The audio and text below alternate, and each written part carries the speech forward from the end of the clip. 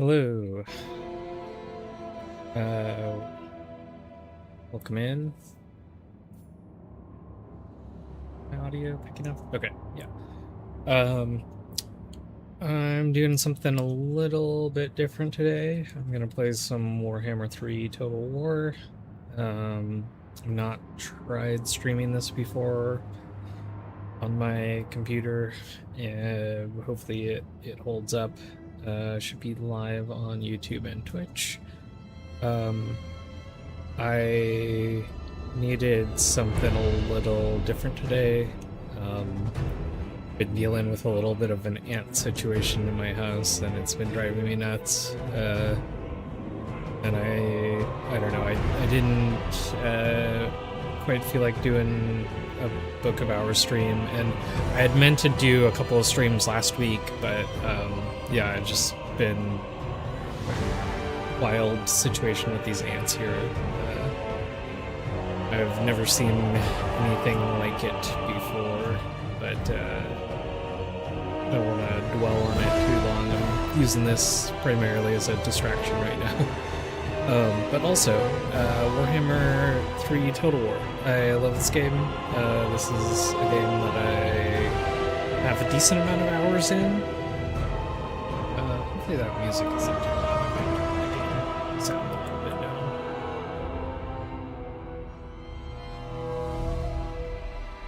down. Yeah, so Warhammer 3, this is a game I've played. I grew up playing the Total War series. I think one of my first introductions to it was either the original Total War Medieval or Medieval Total War, and then Shogun. I put a lot of time into those games way back in the day, on one of the first computers that we had in the family, I think. But yeah, I've certainly skipped releases here and there, but this is one of my favorite games to play. I love the 4X element and the RTS element kind of mashed together, and in particular with the Warhammer series, I love the setting. I'm not the biggest like fantasy Warhammer knower. I don't know a ton about the lore. I've never really played the fantasy version. I've played a bit more of the tabletop 40k, and I've read a decent amount of 40k novels. One of my favorites in particular, and one that I'm currently rereading, is the Gaunt's Ghosts series by Dan Abnett. I'm trying to get my dad to read it as well.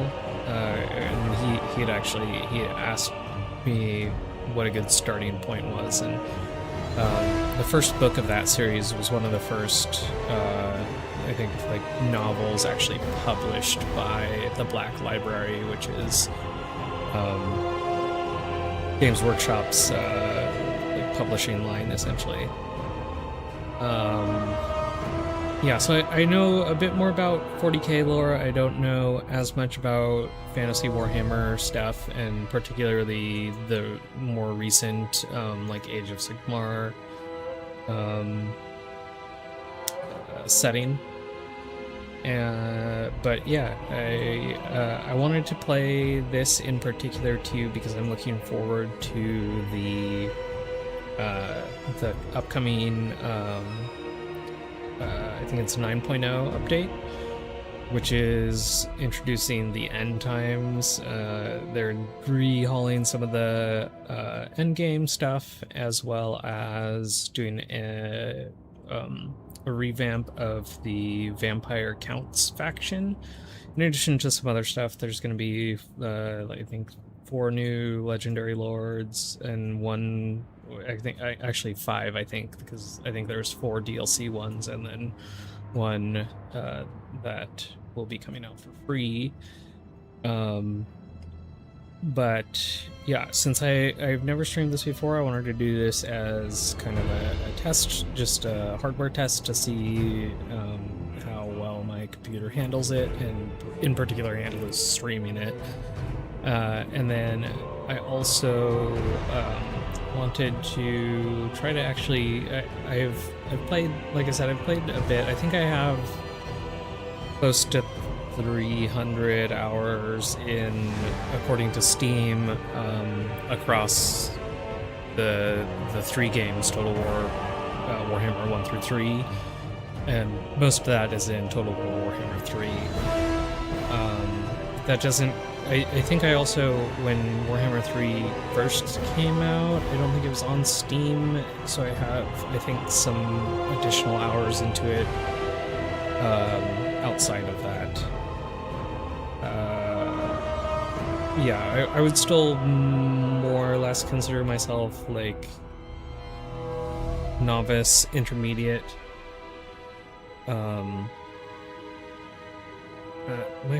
That was weird. I didn't think my phone, when it rang, would give me a notification through my desktop. I hope that didn't actually show up. I don't think it would. Sorry. But yeah, where was I?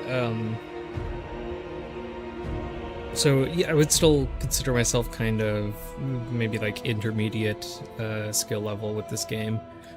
I have been trying to play mostly on Legendary these days, and I haven't been playing quite on the, like, with all of the difficulty sliders pushed to the max. Like, I think what I've been doing is, as I go through Legendary campaigns, I've been bumping up the AI stats modifier slowly as I start new campaigns. That said, with this playthrough, I would certainly expect to see mistakes made, but we're just gonna try to roll with it and make the best of it, even if we mess up. I am gonna be playing on Legendary very hard. Here, I'll go ahead and get into the settings. So we're gonna play Immortal Empires. And I've chosen to play, I'm gonna do Mannfred von Carstein for this playthrough because I've not played much vampire counts, and I want to see what they look like prior to the rework that's coming out next month. And yeah, we're gonna be playing on Legendary very hard, and I'll trigger the endgame since some of the endgame stuff's getting reworked. I've not done like a whole lot of the endgame crises. From my understanding, they're just like not all that interesting in the current state.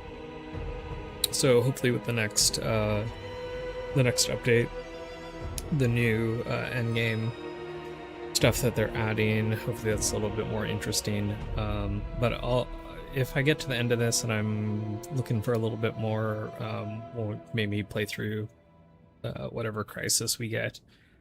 With that said, I'm gonna have it trigger on long victory instead of in a turn timer range, because I do want to get the long campaign victory in. Nothing else, just for the Steam achievement. But yeah, and then I'm gonna have the AI stats modifier at 0%. So when I first started doing Legendary difficulty, I did set this all the way in my favor, which essentially gives debuffs to the AI. And I've been slowly working my way up, and I think for this playthrough I'll set it to the middle so they're not getting buffed or debuffed. And then I'm gonna play it on Iron Man just to remove the temptation to kind of redo a turn or whatever. You know, if we get 10 turns in and I have completely bungled the early game, I might just restart at that point. But after that, I think, you know, we'll just kind of, like I said, roll with the punches and try to deal with it. And then, yeah, like I said, I've not not super experienced with the vampire accounts, but we'll give it our best shot. I am going to read some of the lore, just because, like I said, I'm not super well versed in the fantasy side of Warhammer, and I am curious about it, so it also gives me something to just kind of read and not have to vamp for. So I'll go ahead and go through some of the lore stuff, and we'll read like unit descriptions and that sort of thing. So vampire counts, new units can be raised from among the dead. Famous battle sites improve the quality and quantity of troops available. The taint of undeath can be spread within enemy territory, leading to vampiric rebellions. The raised dead mechanic and the way that vampire counts recruit will also be changing in the update, so looking forward to that. But because I think the way that it is currently, most of your recruitment, at least of like lower tier units, tends to just come from that raised dead mechanic anyway. And in the update, they're changing it to be only through raised dead and not through standard recruitment through like settlements and like the tech buildings. Tech building, or like your settlement buildings, will increase the unit caps, but not like I don't know if they also enable you, if they enable them in the pool for raised dead. I didn't quite catch that when I was looking through some of the details on one of the streams they did recently, but when the patch comes out, if I'm enjoying streaming this, you know, we'll probably do another Vampire Counts playthrough at some point for sure. Next is powerful with spells and in melee. The vampires are the core of this army and lead the legions of undead skeletons and zombies, terrifying monsters, and elite vampiric cavalry. Completely lacking missile units, the vampire counts do, however, have access to powerful healing and summoning abilities to replace losses. And the general lore blurb for the vampire counts is: long ago, Queen Neferata stole the secrets of eternal life from Nagash. The elixir she created was flawed, bestowing immortality but at great cost, and so the vampires were created, and they have been a plague upon the living ever since. Millennia later, the darkling figure of Vlad von Carstein arrived in Sylvania. Before long, the region's destitute nobility were in his thrall, and the von Carstein bloodline was born.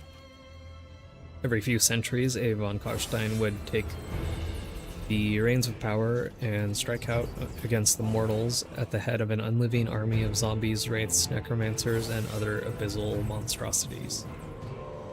The Empire has thwarted such legions before, but the dead have never rested easily in Sylvania, and now they lurch from their graves, summoned to unlife by the Midnight Aristocracy, as each prepares to challenge mankind once more.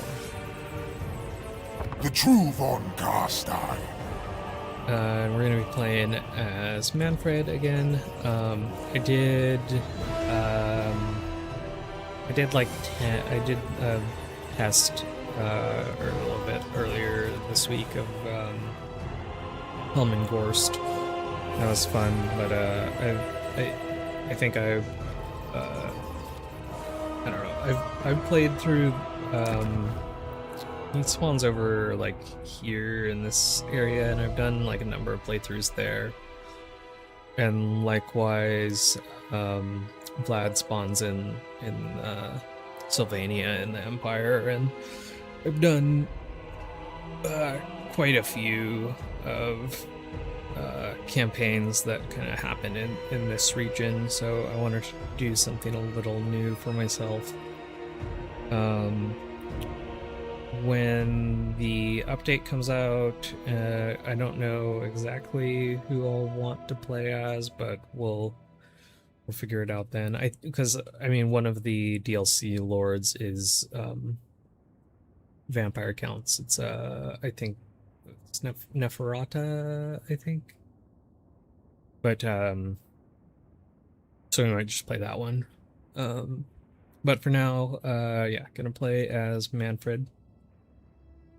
Mannfred has taken residence in Kasebar once he hunts across the Camarine Desert by night, seeking out the lost wisdom of the Books of Nagash. Go ahead and read his lore blurb here. While Vlad von Carstein was the most physically powerful of the vampire counts, Mannfred was the most cunning. When Vlad was slain, Mannfred did not involve himself in the infighting that would see Conrad rise to prominence. Instead, he traveled far and wide seeking to deepen his knowledge of necromantic lore. He made an unholy pilgrimage to the ancient tombs of the Nehekara and the ancient city of Lamia, where he wrested the secrets of the Lich Priests from bone-dry papyrus and scrolls made from human skin. Mannfred also studied the ancient spells in the first of the Books of the Dead. Eventually, his journeys took him to Nagashazar. None can say what foul bargains Mannfred made with that surreal realm's inhabitants in return for forbidden knowledge. When Mannfred finally returned to Sylvania, he was more powerful than ever and took over the undead legions in the wake of Conrad's destruction. Mannfred was almost as masterful as Vlad at concealing his true nature. As he sought for allies, Mannfred would travel abroad in the guise of an imperial lord. He was always courteous to those he met on his travels, as befits a noble from a powerful family. When Mannfred revealed himself at the height of his power, his appearance was far more horrifying. His face became contorted and corpse-like, and his scalp writhed with magical energy. Yet his newfound powers were not enough. In the end, Mannfred was defeated and his army annihilated at the Battle of Helfen. Some storytellers claim that Mannfred is not vanquished. They say he rode from Drakenhof against the forces of chaos when they invaded the Empire. If Mannfred has survived, then surely he will reveal his designs for the Imperial throne.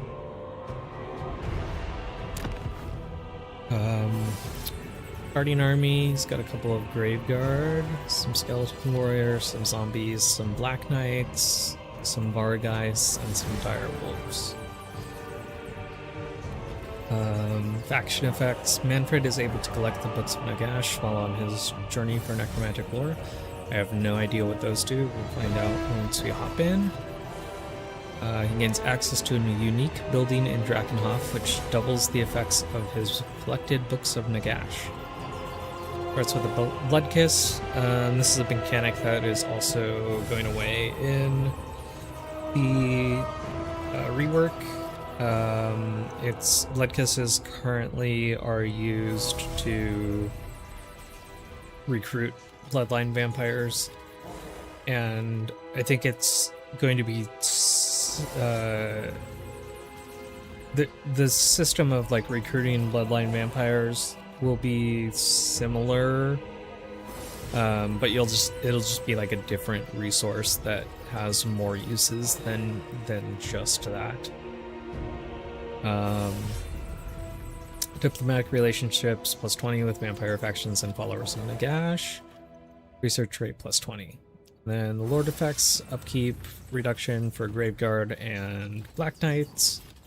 And he has an ability, Master of the Black Arts, shortish duration spell mastery buff, and +15 power capacity. Alright, let's go ahead and hop in.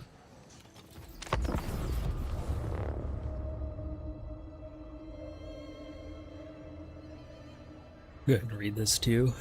Once fertile, populous, and prosperous, the land of the dead has been ravaged by centuries of war and neglect.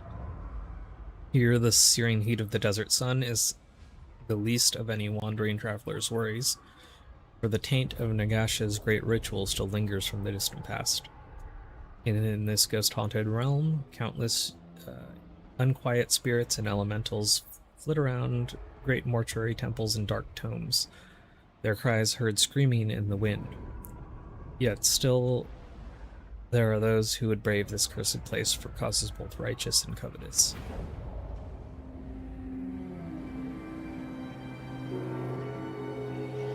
I am the god of inexhaustible blood, and I shall have my way.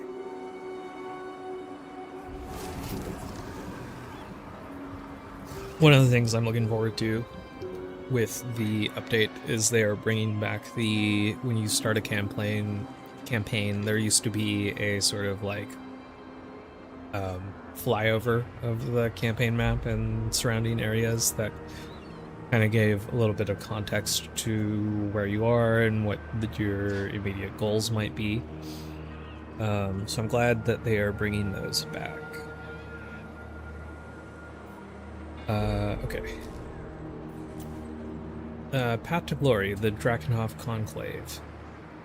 Seek out the Books of Nagash by occupying the settlements and defeating the characters that harbor them to gain great powers. Amplify their powers by constructing the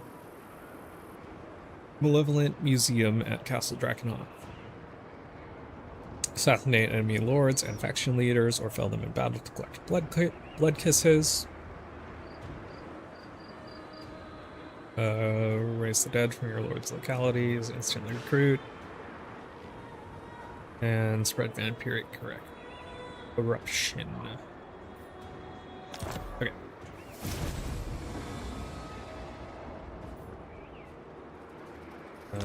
So, what do we have here? We have a White King. Yes. Take a look real quick. Lords and heroes get a random starting trait. This one has fleet-footed, which gives 20% speed and wayfarer. It's not bad.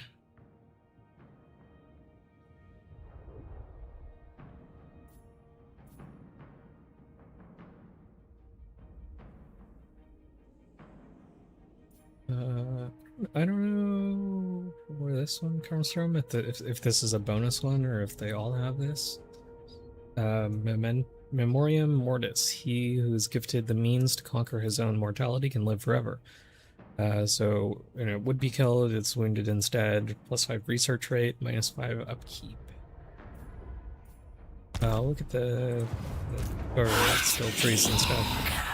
Maybe after we fight a couple of battles. The first one, at least. Thine right is mine. Hey, Jimothy, how's it going? Welcome me in. I'm still battling my ants and went and got some borax today to make some try some different bait for them. So we'll see. Hopefully that works. But I'm taking a break because I'm over it. I'm over it at this point. Training for battling my ants, indeed. Yeah, I must. They are legion, and I must unfortunately quell them. Borax is the stuff you have in your laundry closet. Yes, apparently it has many uses. One of them is as can be used for pest control. I'll take Sigmar's throne. You mix it with, like, traditionally you mix it with like a bit of like sugar water, because most ants are looking for something like sweet. They're looking for sugar. But like I said, or like I had mentioned to you, the ones that I'm currently dealing with are ignoring the traps that the bait that I currently have, which is a sweet bait. So I read that they might be looking for protein instead, and that peanut butter might work. So we're gonna try that. I'll be sure to update you and let you know how that's going. Impress me. How's your day going? Yeah, the plot thickens indeed. gonna fight this first battle. Attack!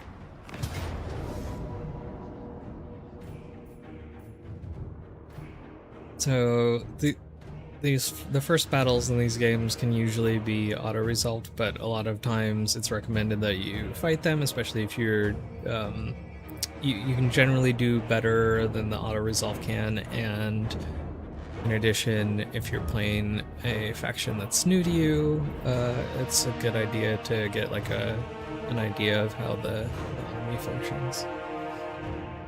Is good. Just editing, might do a surprise stream since Blood Dungeon came out, and I've been pretty excited to play it. Blood Dungeon, I don't know if I've heard of that one. Yeah, if you do a stream later, I will be there.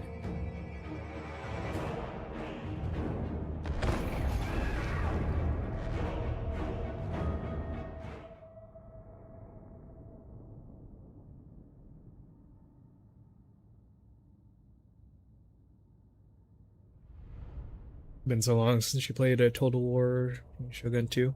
Yeah, Shogun 2, I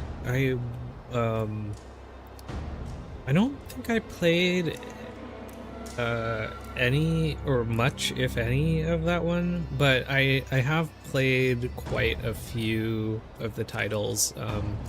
I started back on like Medieval and like Shogun 1 on, you know, I think it was probably a family computer at that point.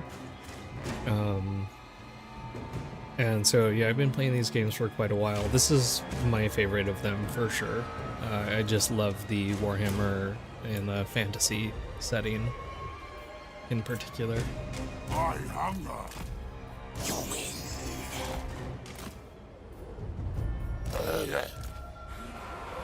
Zombies up in the middle. The grave guard on the flanks.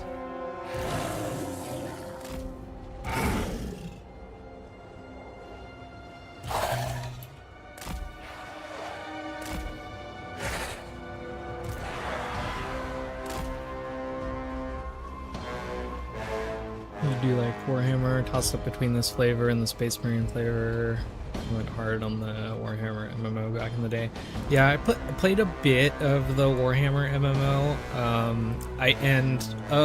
Between like fantasy Warhammer and Warhammer 40k, I am definitely more into the like 40k lore and aesthetic. And I don't know if you know, but they are making a Total War Warhammer 40k game, and it's probably the game that I'm most looking forward to, that it is currently unreleased. But they've been showing off some of the gameplay. There's going to be some new gameplay for that one coming out at Gamescom this week, I think. Yeah, I'm looking forward to that so much.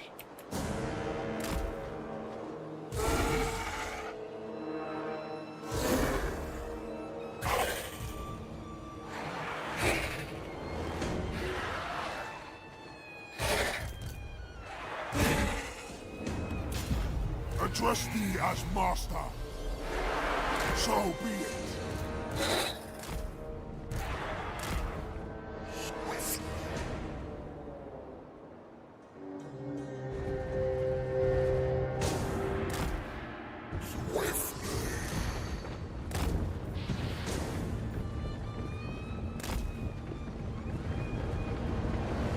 Swift as death's wings. Our guys surrounded there.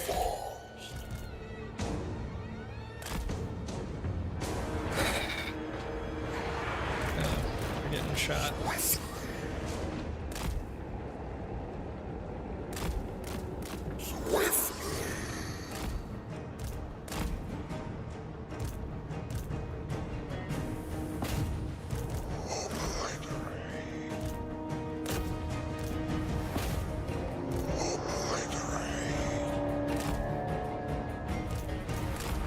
Oh, jeez. Oh, you're messing this up so bad. I should probably just send them in. Put them in a melee. Preternatural. I thirst. Witness I'll heal up the Vargas a little bit. Firewolves need to get out.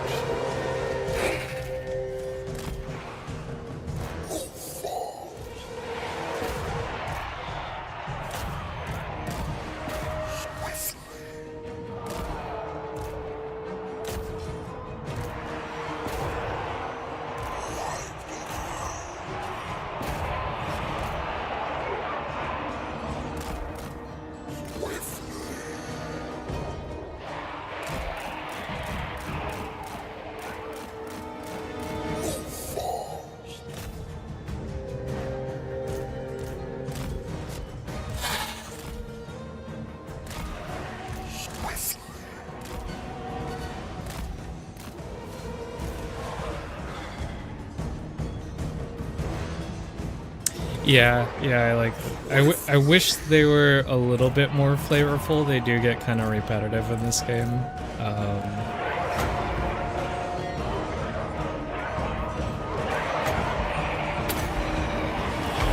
I think I should actually have Mannfred in melee.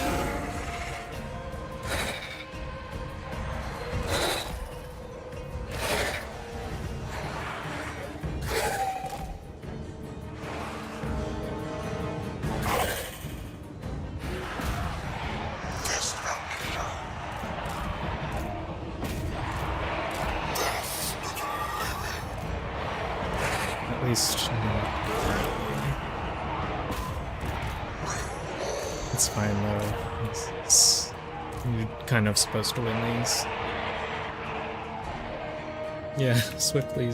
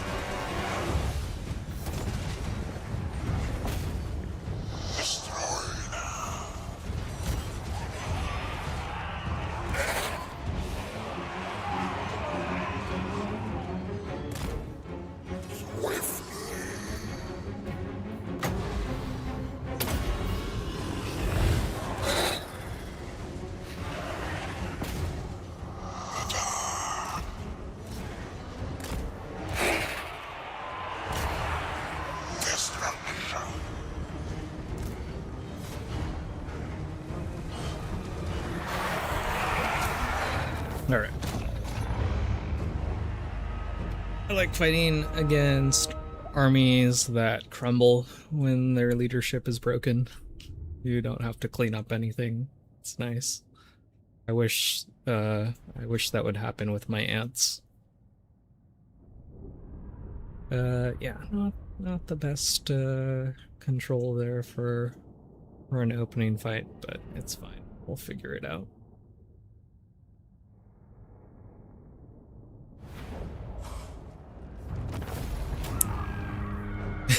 What about my ant situation? Yeah, it's definitely, I don't know. But I mean, when you spend like many hours trying to deal with a problem like that, I feel like you have to try to contextualize it in different ways, and I'm not gonna say that I'm trying to like make it fun for myself, because I don't find it fun, but trying to change the way that I think about it to not lose my sanity is definitely helpful, I guess. I don't know.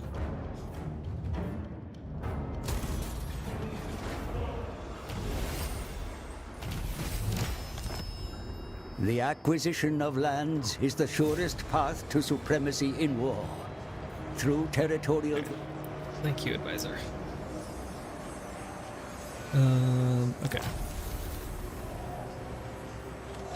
We got some I levels. grow impatient.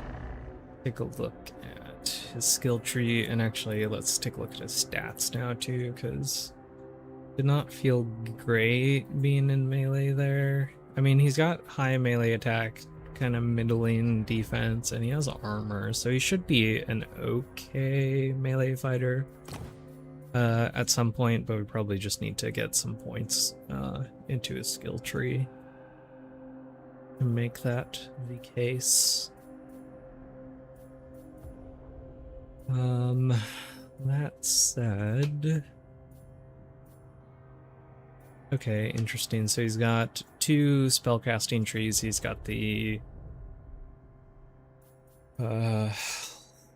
is it Lore of Darkness, I think, or Lore of Death? Yeah, Lore of Death, and then the Lore of Vampires. So he's got access to quite a few different skills. You do like the just get rid of the leader condition. Games like StarCraft would be so mad when you beat the big armies, but because there's one base somewhere still hanging on to life, it wouldn't count. Yeah, and it's not. I mean, so in these games, it's cool. I like actually how the leadership system works a lot in general, and yeah, like if you can sort of like isolate and kill their lord, it becomes like way easier to like route the troops, or like in the case of fighting against a faction like the undead or like the vampire counts or the tomb kings, when their leadership is broken, they start to just crumble and disappear. Which is interesting, and I like that. How do I want to build him here? I think I want to get the hunger for sure, just because. So this gives passive regen as long as he's in melee, so I think that'll make me a little bit more comfy sending him in there. We did get an item. It is the other Trickster's Shard, which gives us some barrier, which is like regenerating a hit point barrier essentially that regenerates out of combat, and then gives us a is this just okay? It gives us passive ward save hex, so they get minus resistances within a 55-meter range, so that's pretty good first item. And for White King, I completely lost track of this guy in the battle. That's another thing. I may not have. This is probably more who I want to send in to do like melee fighting, even though he has kind of worse. Ready. Have like worse baseline stats actually. Okay. Well. What? But yeah, presumably like this guy's supposed to be a melee specialist versus Mannfred, who is quote unquote a wizard lord. Yeah. It's just out here being named Kevin. This night.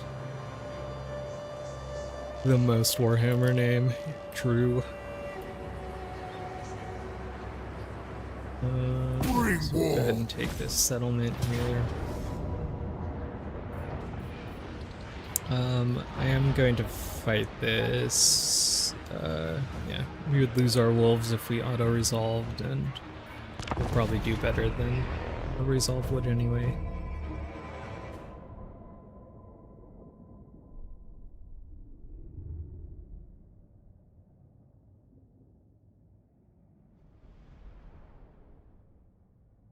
Battle of Bagar.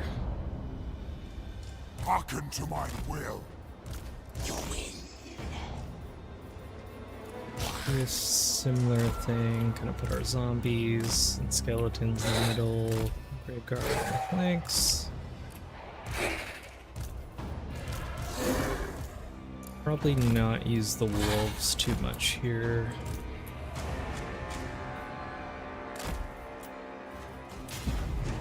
These lands are mine. Arise, grave bow. I command thee to attend. Bring thy swords. Wreak death. Dance a dance macabre. It is time. The dead march. This is the campaign. Yeah, I'll show you some more of the campaign map. It's like, so this is Immortal Empires, which is Warhammer 3 Total War when it first released, I think just had the Realms of Chaos campaign, which a lot of people don't love. It's a smaller campaign map, and it's got some weirder like victory condition stuff going on with it. Immortal Empires is kind of the like sandboxy, kind of the whole world available sort of thing, and it is definitely like most people's preferred way to play the game, I think.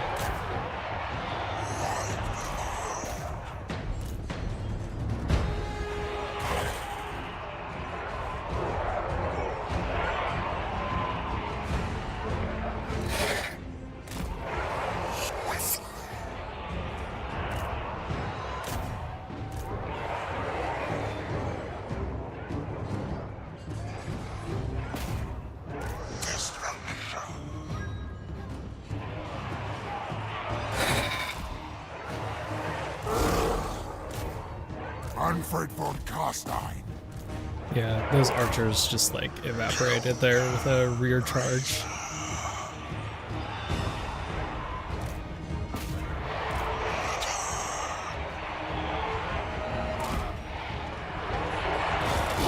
I keep forgetting about the dire wolves. I'm not being kind to my dogs.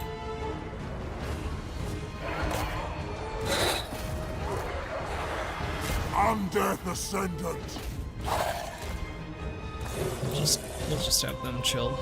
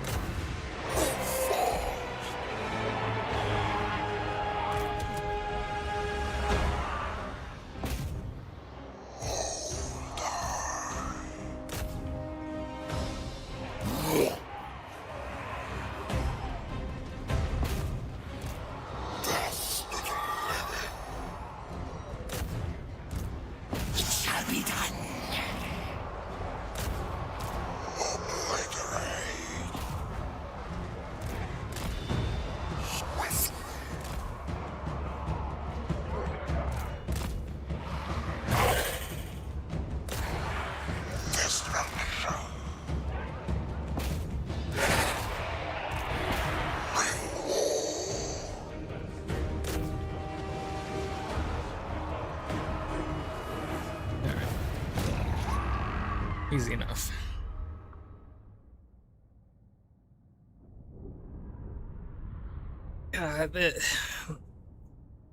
The dire wolves, they're like a tier 1 kind of flanking unit, sort of more meant to go after stuff like like ranged units or like artillery, just because they're so fast and they can kind of slip around. But like in this starting army with the having the Black Knights, I kind of forget to control the dire wolves, and I don't really, at least in these early battles, it's hard to find like a good target for them.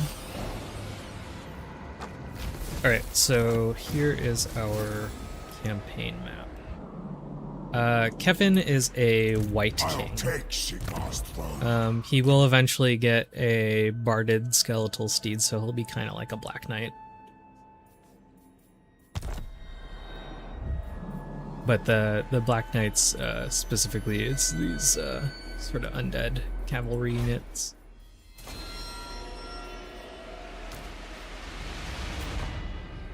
Atop their skeletal steeds, Black Knights destroy enemy battle lines with powerful cavalry charges. Here's Kevin's description. He's a melee specialist. Weapons bursting with dark energy, White Kings are monstrous fighters, more powerful than a dozen lesser ghouls. I'm also rooting for Kevin.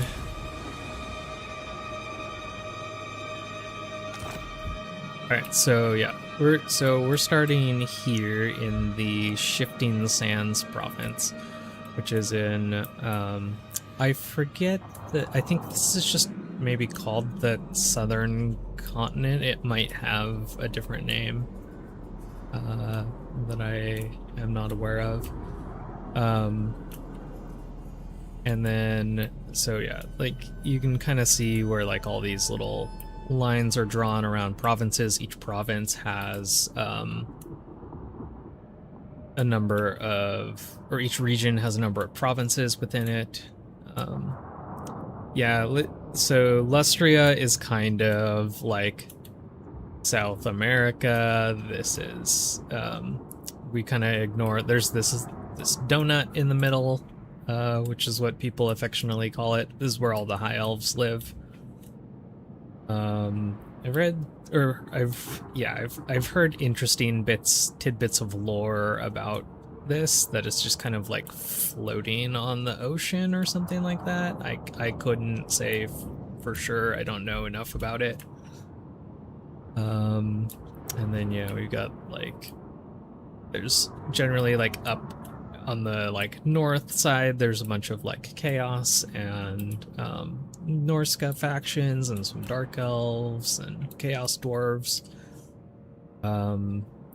Over in this area here, we've got basically like fantasy France, Bastogne, the Forest of Ardennes, the coast of Lyonesse. So this is where the some of the Bretonnian factions are. Carcassonne. Here is essentially like fantasy Europe. This is the Empire.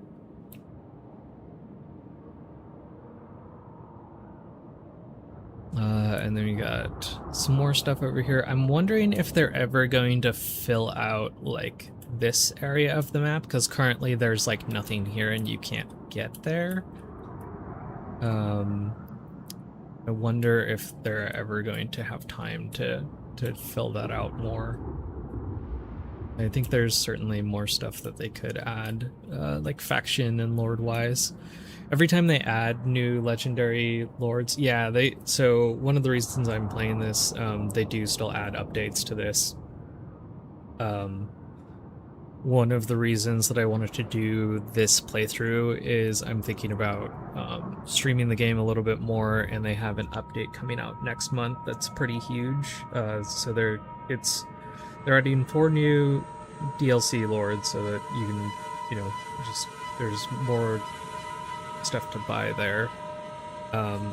And in addition, they're overhauling some of the endgame mechanics, and the Vampire Counts faction, the one that I'm playing right now, is getting a bit of a rework as well. So I've not really played the Vampire Counts much before, and I wanted to get a feel for them pre-rework. So yeah, they're adding, still making updates, doing DLC and stuff. And one of the cool things about the DLC in this game, though, is with this mode, Immortal Empires, when they add new legendary lords, they go somewhere on the map. So sometimes they're like shifting stuff around, or they're just otherwise sometimes they'll replace like minor factions. So all of the legendary lords in the game exist on the campaign map at the start of a game, in a different, province or region. And the faction that we just attacked is like a minor faction, so they have the the makeup of whatever race they are, or whatever faction they are, but they don't have a legendary lord associated with them that gives them like special, like additional specialization or flavor. And those are meant to be sort of like feeder factions for every legendary lord. They'll usually be adjacent to one of those that they get to like kind of take out at the beginning as sort of like a little like mini Oriole, I guess, or just, a way for you to get some land and fill out the world a bit. Wild, isn't this game like 4 years old? I think it's older than that at this point. But yeah, the update they're bringing out next month is going to be version like 9.0 of the game. With enough like major feature updates that they've decided to increment the version number.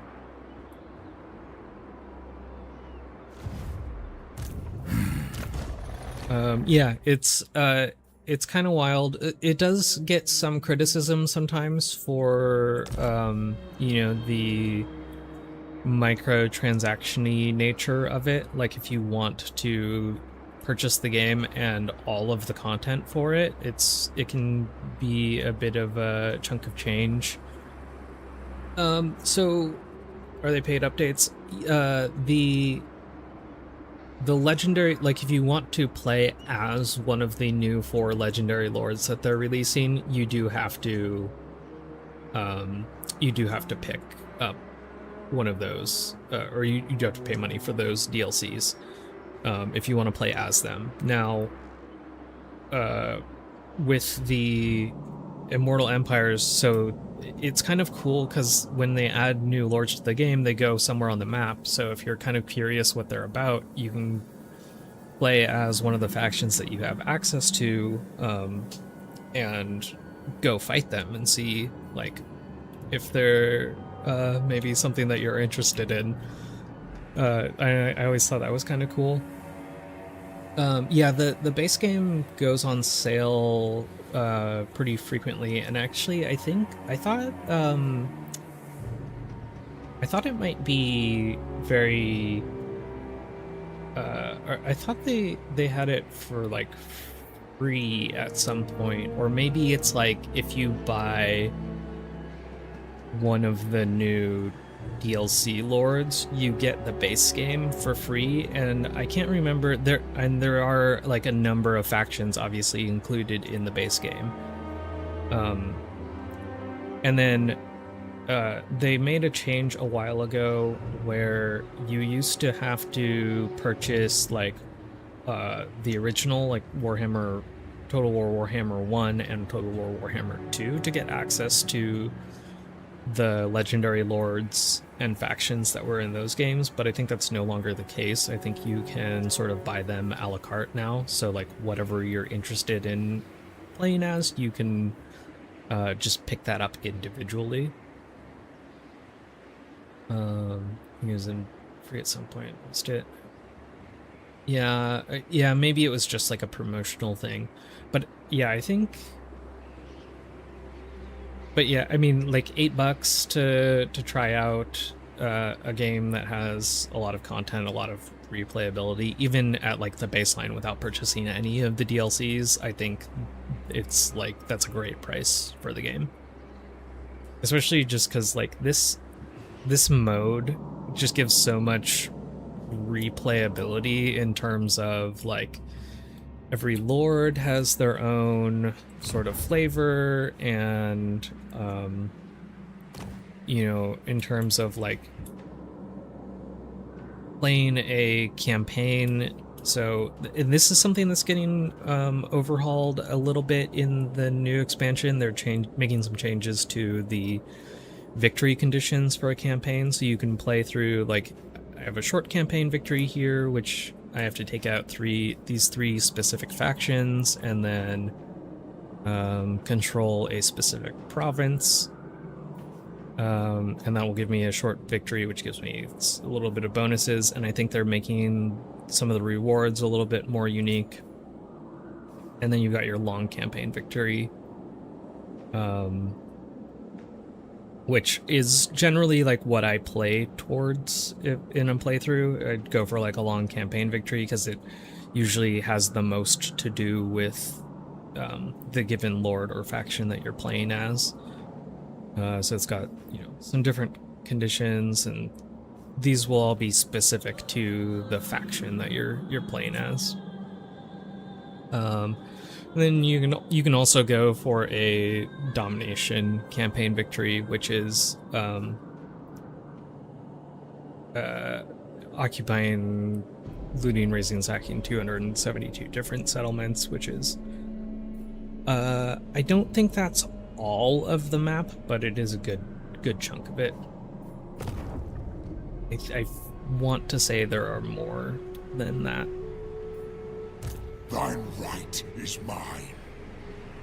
Yeah, it's a lot. And then I think what's also interesting about this mode specifically is like, so you have these sort of like general objectives, but like how you go about achieving them is, entirely up to you. And small decisions that you make can have sort of like wildly different, like, butterfly effect type of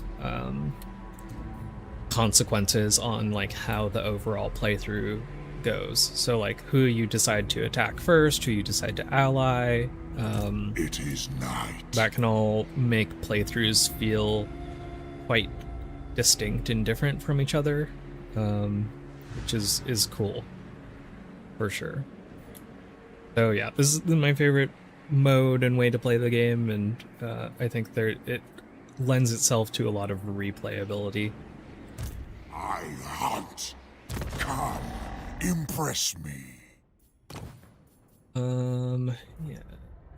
Let's upgrade. So I think I'll just stay on the hunger in his yellow line for now. So the yellow line is like individual buffs to make him like a stronger fighter. I think I usually like to take campaign movement just because it always feels bad to try to be moving towards an objective or a settlement or an army and not be able to reach there. So having campaign movement range buffs is always a good thing to have.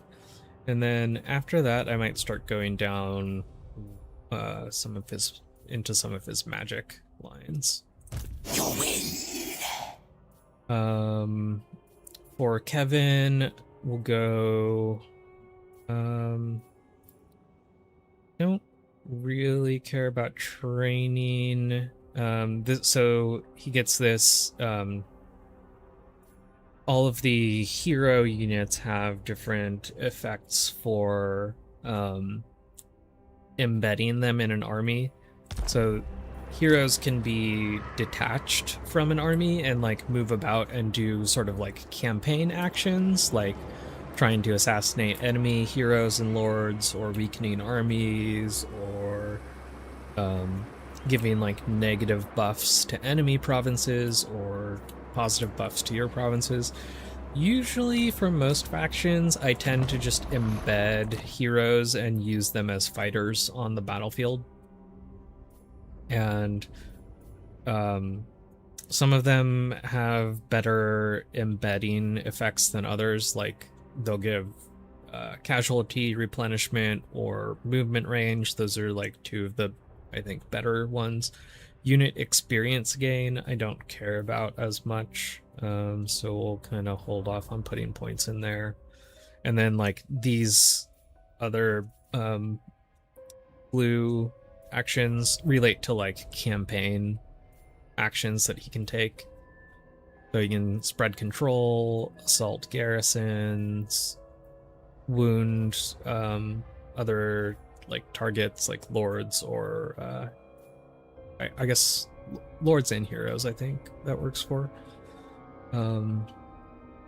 Or assault units, so you can weaken enemy armies.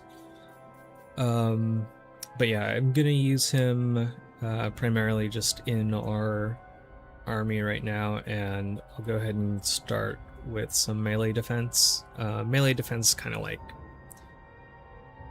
dodge in this game. I forget, is it permadeath for these units?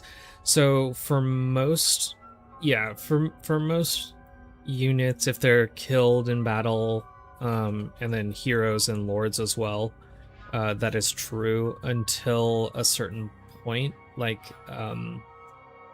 at level 20, a lot of mortal characters can take or I think they automatically gain a trait appear somewhere that essentially like makes them so if they're killed in battle, they'll be wounded instead, which means they'll come back to the campaign map in like a few turns. This unit actually has this trait. Kevin has Memoriam Mortis, so when he's normally killed in action, this hero will be wounded instead.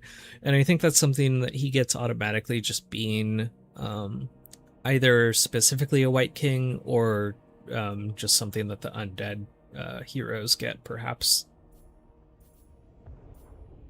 So if he's killed in battle, he'll be wounded and come back in a few turns.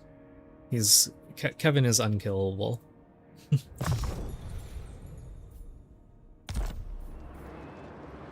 Thou darest. Yeah, it's kind of nice. Kevin the Undefeatable. Oh, this is another thing that's getting reworked for the vampire count specifically, is their tech tree, which is cool. Currently not sure how I want to use this.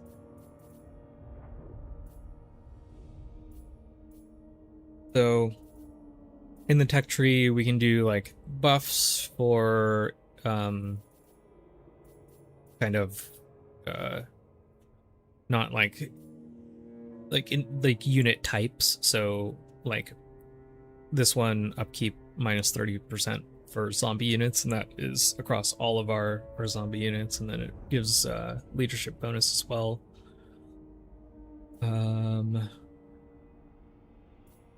And then you have stuff that gives like kind of bonuses to more of the like campaign map stuff. So like growth is like how fast your settlements grow, or like income, that sort of thing, like kind of your like macro aspects.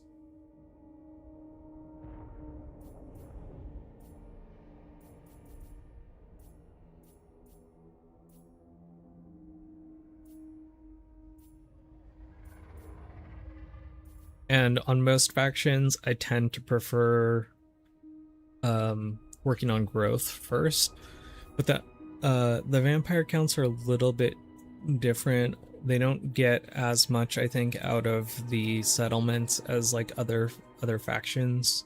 So I think like having a bit slower growth is fine.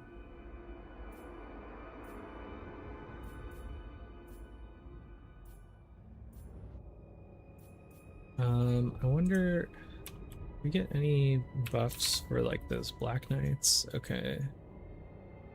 No, it's for black. Wait. No, it's for black coaches. Oh, okay, it's over here.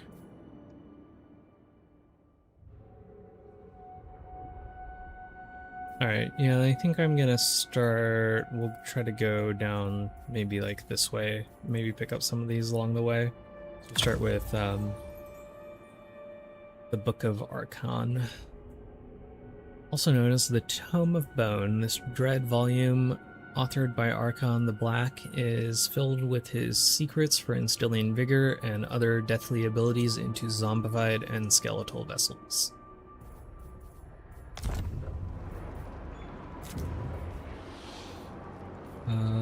Here, I probably do want a necromancer in the army. Actually, so yeah, we'll probably upgrade this one.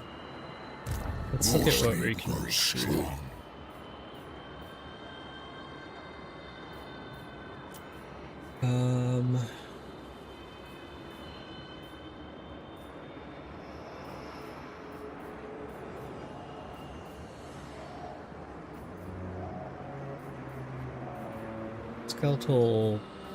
Skeleton warriors are like so much better than zombies, but zombies are way cheaper.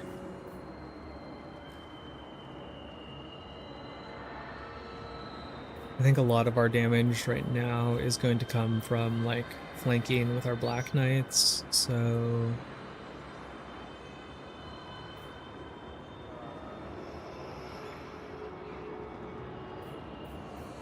so the other thing that kind of sucks about the zombies though is just that they're so slow.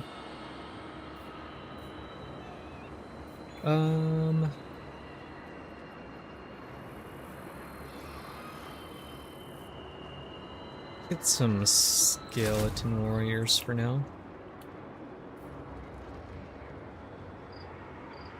Kind of want to boot up the MMO. Engravings, something like The Witcher 3. Find a roam an open world on a horse with a big old broadsword and nothing has been scratching that itch. Yeah. Been playing a decent amount of Final Fantasy XIV recently, but that doesn't really fit that mold.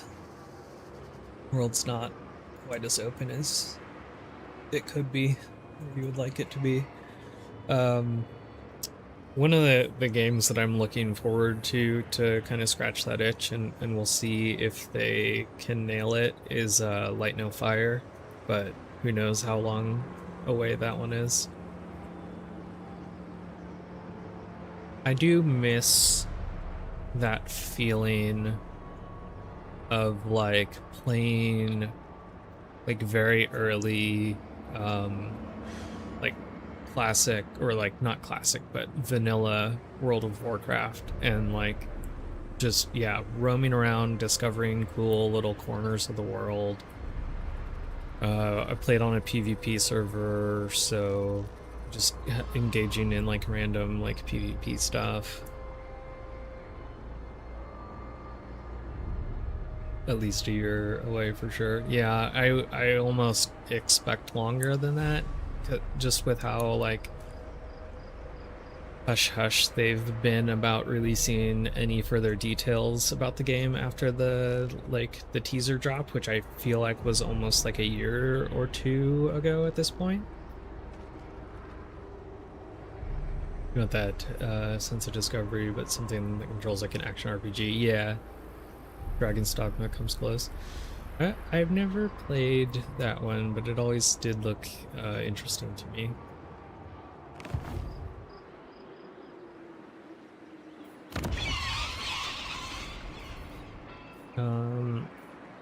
Yeah, and so like what I was saying before about the growth, so we already have a charnel pit here, so that's good. I think I will upgrade it because I'd like to recruit a necromancer. So I'll get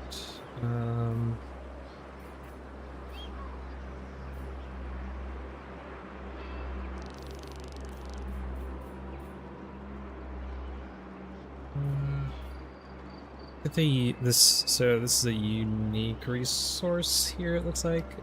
City of Bronze, ancient foundries. Ancient forges and sand-clogged furnaces can be reignited and turned again to the cause of war.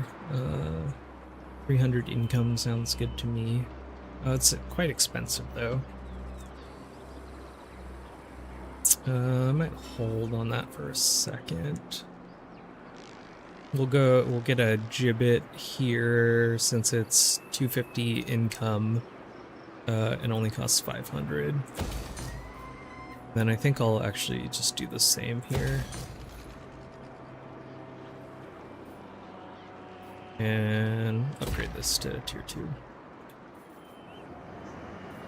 And then check and see if we have any diplomacy diplomacy options available to us. No, we're not gonna make peace. I don't think. This is like a minor faction. Wait. Darkness comes. I will alone. I don't think we want to make, or I don't think we want any sort of non-aggression there. You are not him. All right. Okay.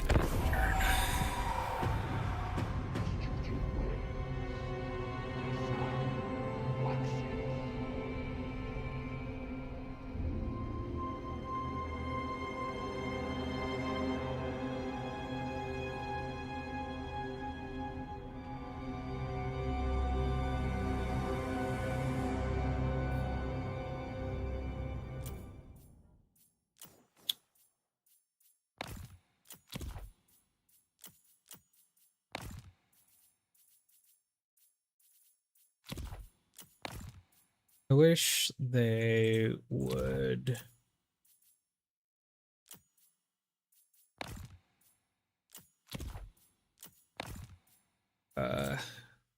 let you set defaults for your camera settings. You have to change that every time you start a new campaign.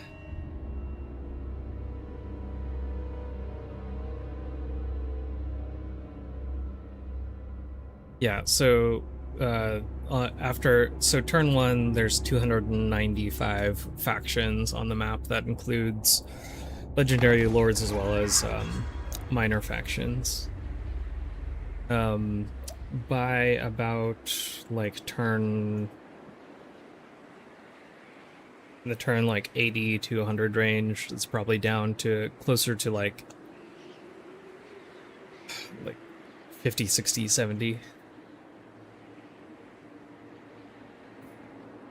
Ready.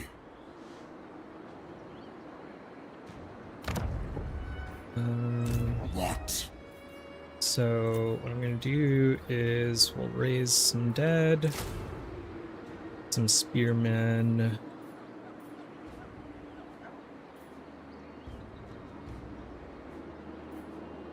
And yeah, we'll get a couple zombies in here, I think.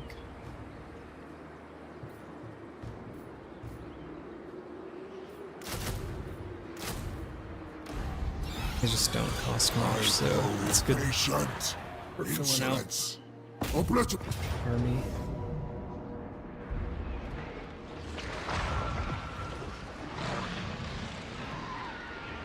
At least with skeletons, I feel less bad if they die in combat. Yeah. Yeah, we'll go ahead and fight this. I mean, I should probably just get rid of the dire wolves at some point, but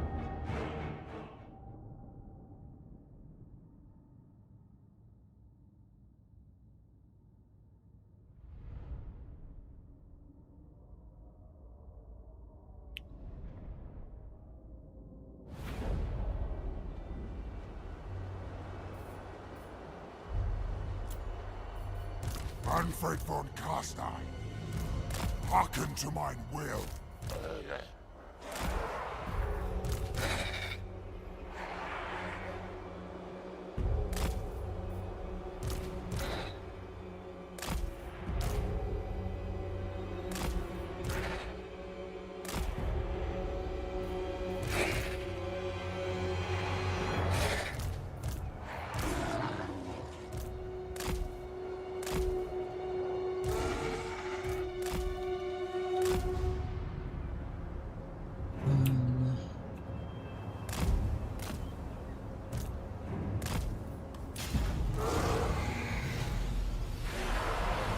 My cure is death.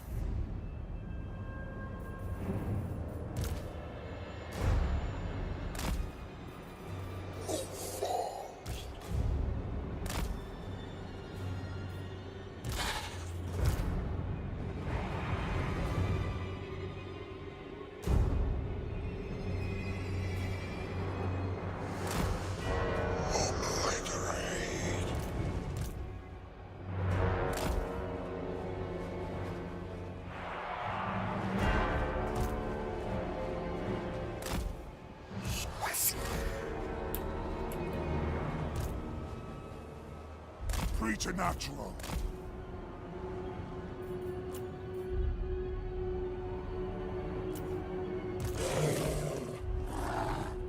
What are they doing? I hunger. I wish I had some spells. They're so clumped up.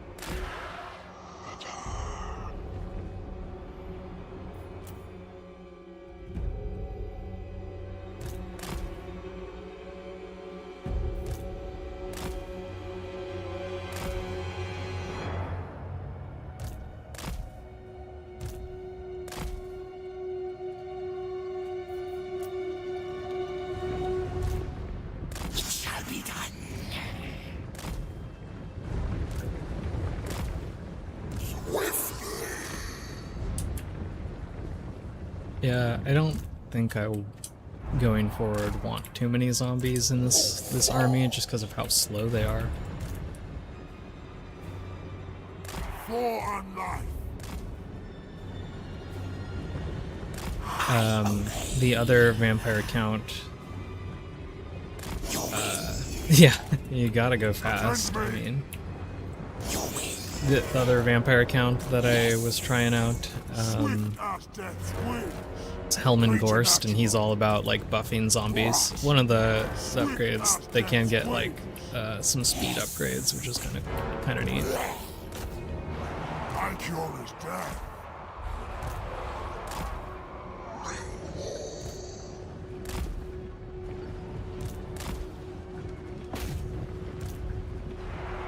As you command.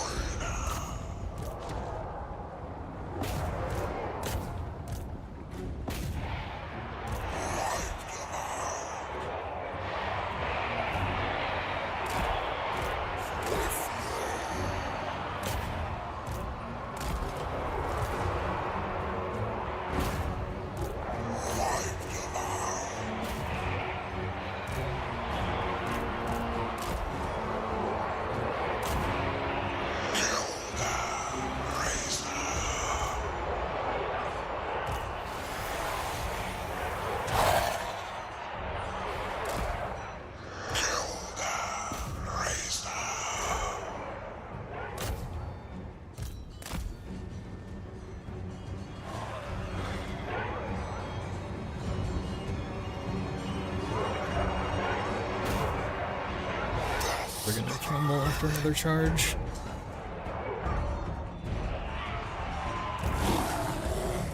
I hope the dog's chilling.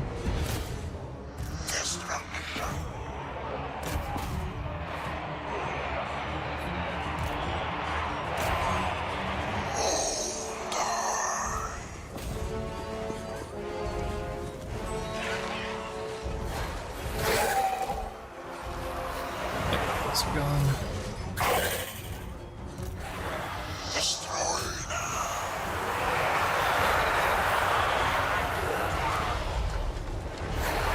The cinematic mode. There's like a hotkey for it.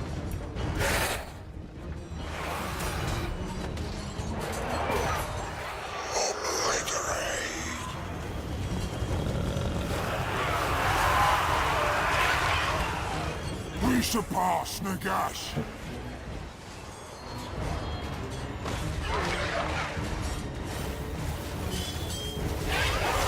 That's not what I was thinking of.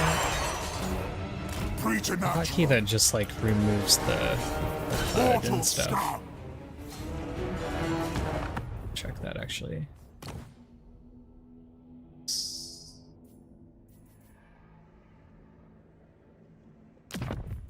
Holes.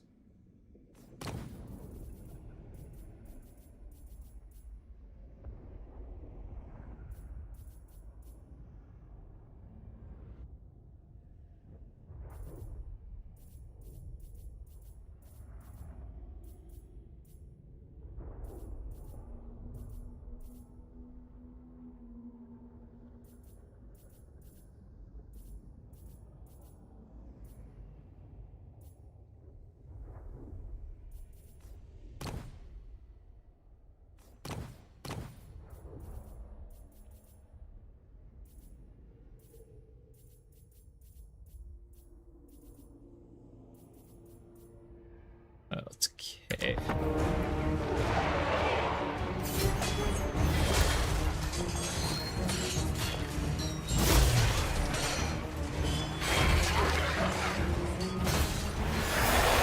Right, King. I obey.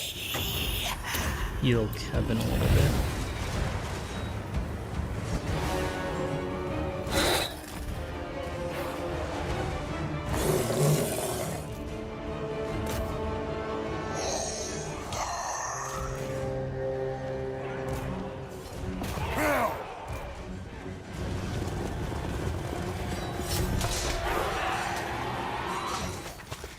There's Kevin fighting their lord.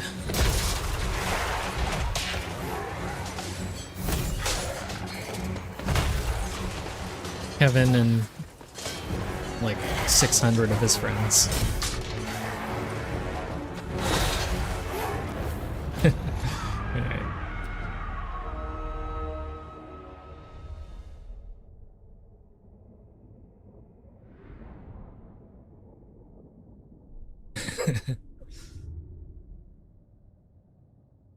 All the Kevins. They're all named Kevin.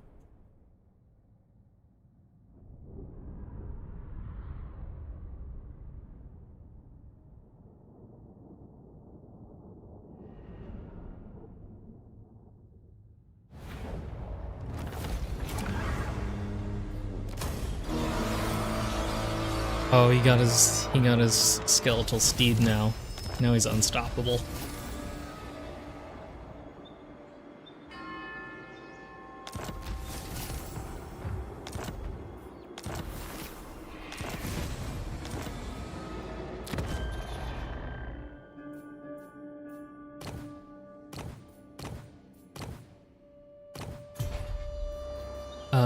One of the cool things that you can do is you can rename characters too.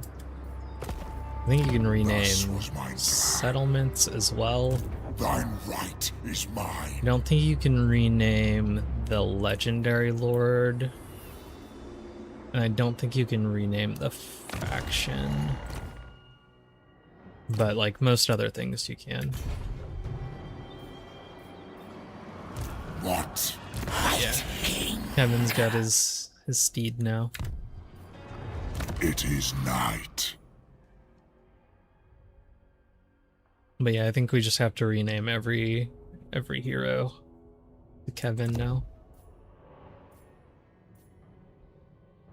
Actually, I'm gonna give him the armor. You know what? It shall be done. We'll give Kevin some armor. He deserves it. And a potion of speed.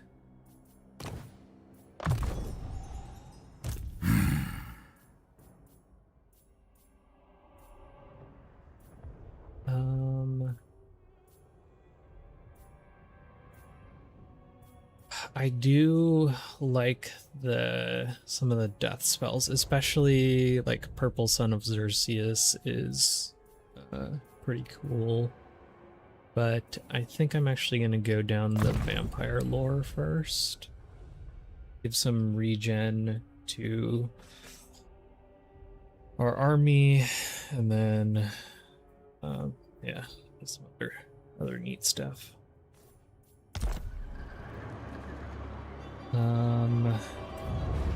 Probably want to recruit a second lord at some point. We got a commandment we can apply. Probably do...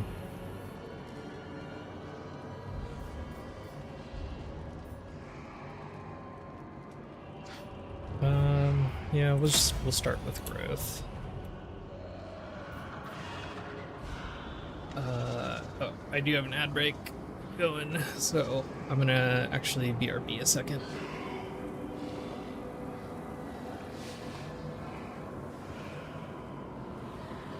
Probably like, just a couple of minutes actually. I'll be right back.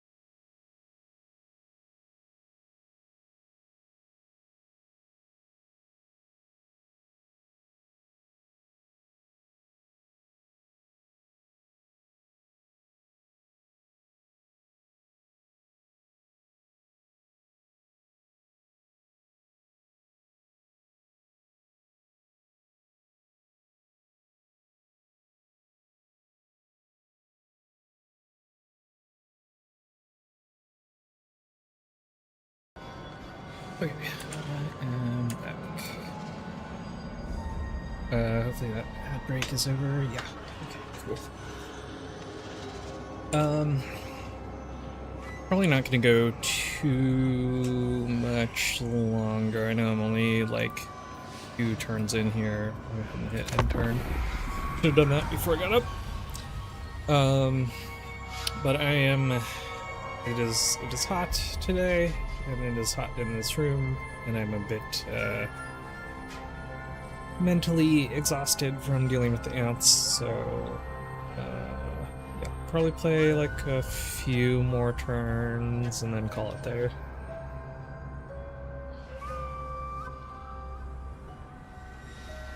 Oh, one thing I wanted to mention that I think, just like thinking about this game and like the updates that it's gotten over the years, I think it's so cool to see in the next update, one of the things that they're doing is they're doing some new splash screens and they're doing some new music as well, so it's not just like purely all like gameplay updates too. I think it's cool that they're still getting like art updates and asset updates as well.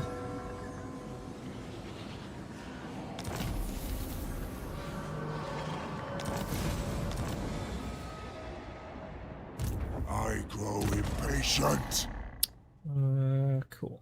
Weapon, we'll give that to Kevin. All about Kevin right now. Come, impress me. And then, let's see, we'll go get the Curse of Undeath. As the powers of dark magic are wielded for the purposes of necromancy, its unwholesome energies invigorate the undead. So this gives a 0.1% heal per second for 7 seconds, so but I think that counts at like tick 0 as well, so I think I want to say it's like overall 0.8% health over that duration. I could be wrong about that, but I seem to recall that's how it works. And it affects all undead. It's in our army.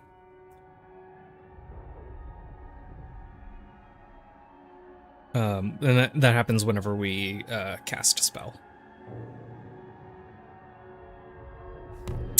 And it can resurrect. One of the cool things about undead, as opposed to some of the other factions in the game, is their like healing spells generally are able to resurrect like fallen units. So, for example, like if some of our zombies die, the actual units or like just more broadly, if you try to heal a unit that has lost individual entities, generally you're not able to bring back like lost entities. So if we lose like 20 zombies, or let's say in another army, if we lost 20 units out of like, if they had like 160, you wouldn't be able to bring those back. With the undead, some of their healing spells, as long as it will heal damaged units first, but if it doesn't have any more damaged units to heal, it can actually resurrect like actual fallen entities, which is cool. Just plays more into that that flavor of the undead being brought back to life, or the dead being brought back to life, or undeath, I guess. Okay. Where do we want to go from here? So I haven't played this campaign before, so I'm not, and I haven't played many campaigns, or like I haven't been in this corner of the world all that much, so I'm not sure like who our major threats are going to be.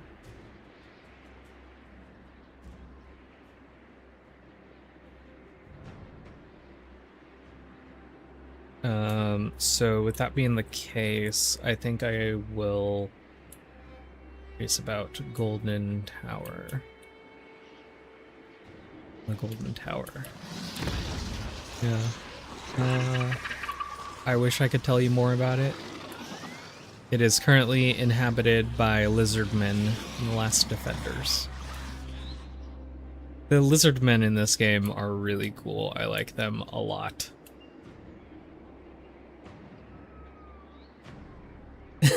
Two places that seem like big traps. Yeah, could be.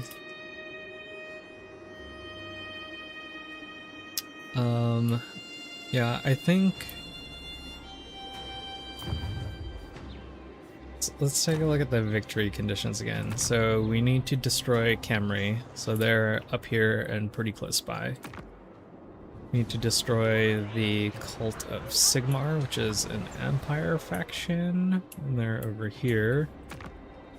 And then Chevaliers de Lioness, they are a Bretonnian faction up here. So it looks like it wants us to push up this way. And then we must control the lands of the dead, which are right here.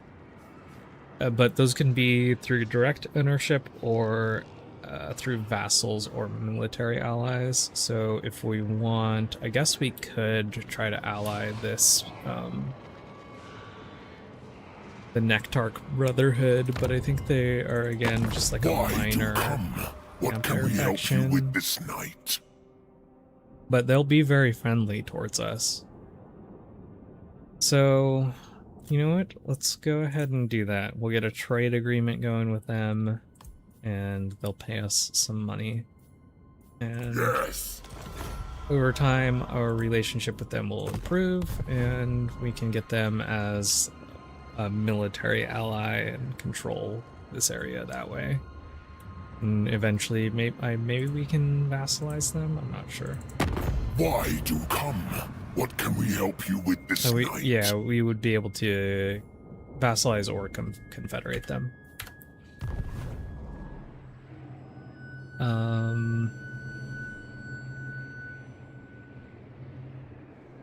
So, yeah, I think I'm gonna push, like, east and then north, maybe.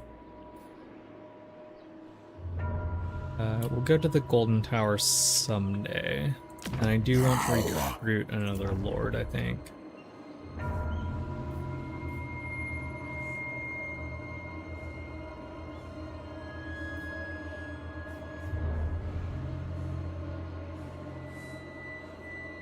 Actually, I wonder... Maybe I should have gone for the research that gave up Blood Kiss. I would have been able to get a vampire lord or from one of the bloodlines. So actually maybe I'll do that. Yes. And I'll send Mannfred up here, and we'll hit Plain of Tuskers on the next turn. The Empire's foes do not escape the Grand Theogenist's wrath. Sure. Oh, I don't imagine they would. Yeah. We I'll can take Sigmar's recruit throne. another spearman here. We'll work on phasing out the zombies over time, I think. Yeah, the lizardmen are very cool. They get access to big dinosaurs, which is like one of the cooler things.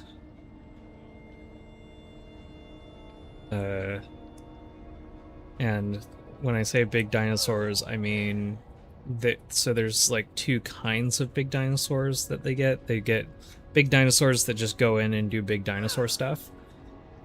And then they also get big dinosaurs that have like artillery on their backs and shoot like lasers.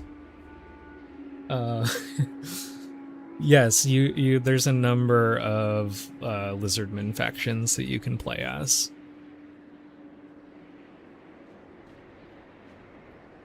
Ready.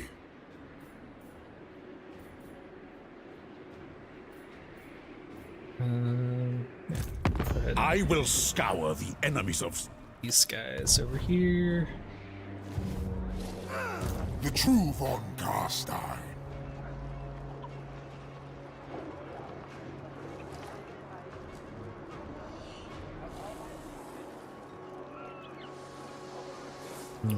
I wonder... I should have got... Yeah, maybe we should have recruited a second lord. It's fine though. I don't know if you can still do this. One of the things that you used to be able to do is like take a second lord, encircle or besiege a town, and then you can attack an army that's sitting outside of it without the garrison for that town being able to reinforce. Receive! This night. We'll attack the army directly here and see. Absolutely not. Will probably actually. Oh, okay. They ran. I was assuming they would Move fight quickly through the with- land of the living, Dark because the Lord. garrison The would dead reinforce. should not linger in untainted country. But that works out for me too. We just get to fight a smaller battle here. So yeah, undead being outside of territory, or our vampires specifically being outside of our territory that has vampiric corruption, we will take attrition over time. Thou did.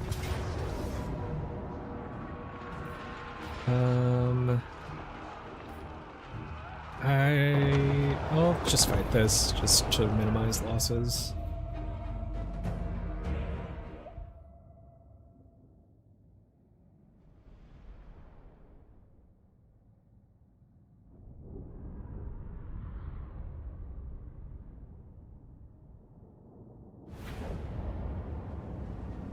Mannfred von Carstein.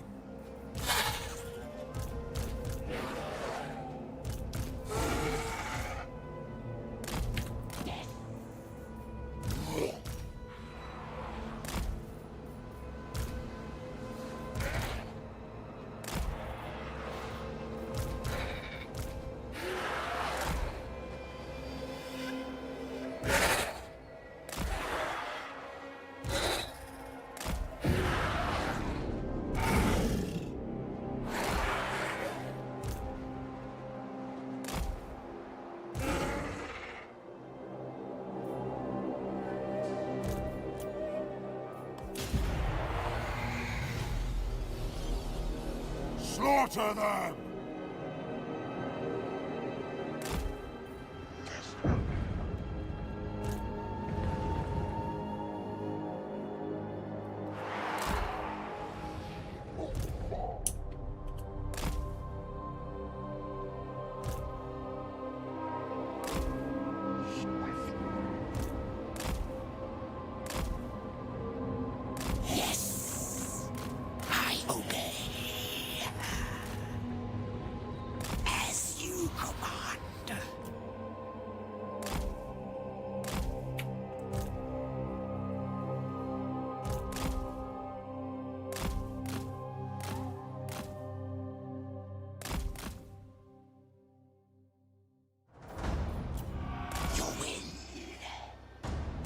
I hunger.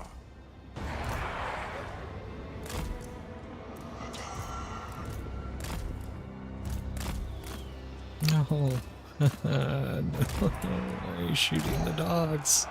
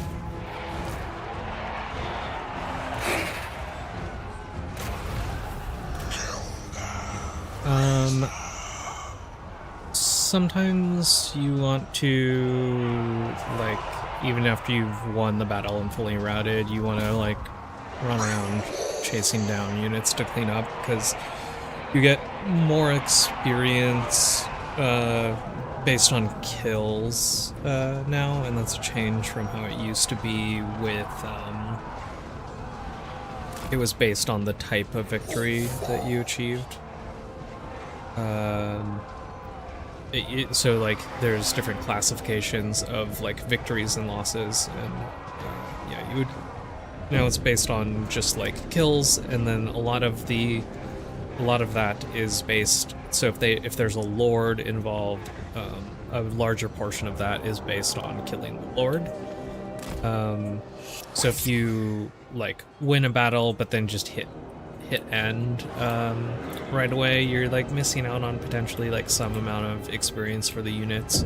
And then like with lords too, sometimes you want to kill them because either it will wound them and they won't come back for a few turns, or if they're low enough level, it will just kill them. They'll have to recruit like a new like level 1 lord or whatever.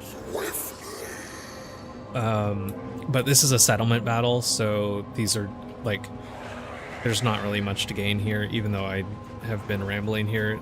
I normally with like a settlement battle, I just click end as soon as it's over.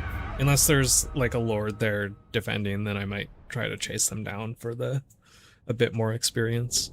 And then I think, I'm not 100% sure on this, but I think that also ties into the chances you get to roll like random loot. So like the some of the equipment that we've been getting, I think maybe, you know, and I could be way off here again, but I think that is also like tied into like better chances to get loot.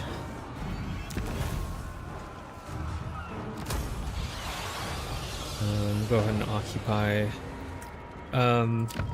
Generally, like most factions want to like occupy and hold territory, especially if it's in a suitable climate. Different factions have different climates that are suitable for them, and if you're in an unsuitable climate, you get penalties for penalties applied to like both how fast it grows and how much it costs to like build buildings there. And then I think there's also penalties to control.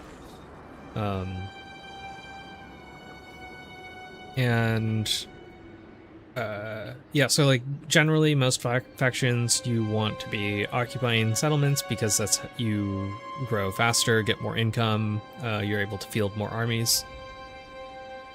There are some factions that like they're all about just kind of like raising stuff and like pillaging.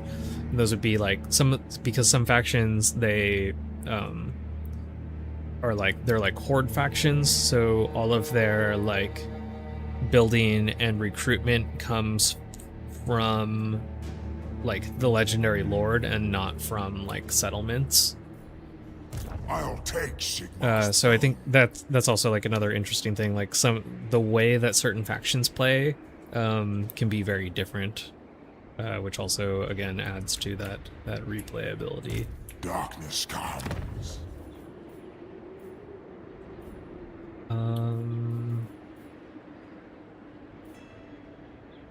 Going to wait one more turn on recruiting a lord because I want to recruit one of the bloodline lords, and we'll use that as our second army.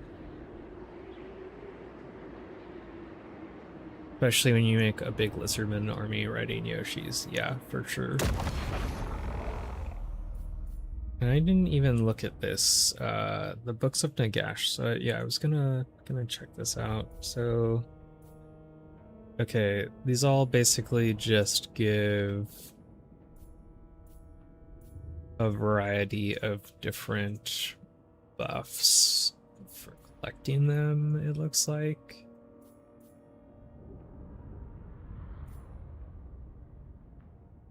Oh, and if we collect all of them.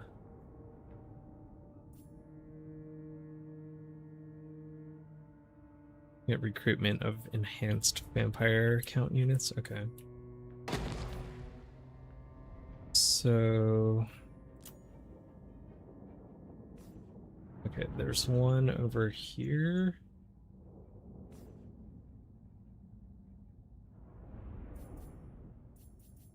So that's like another sort of like kind of objective that we can work towards. Ready. Yeah, go ahead and move this up to tier 2. And diplomacy options, nothing. Open the Liber Mortis. Okay. Go ahead and end turn again.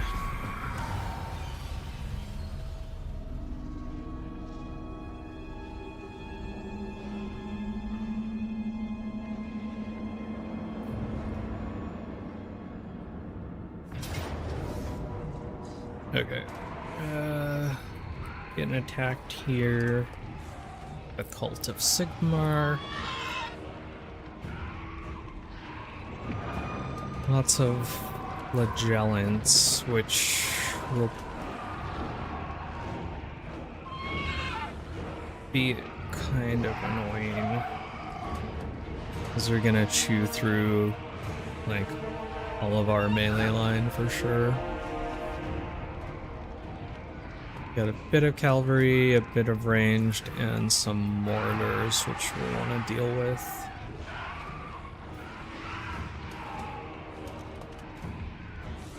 Yeah, don't really want to auto-resolve too, because we would lose a unit of Black Knights, so we're going to invite it.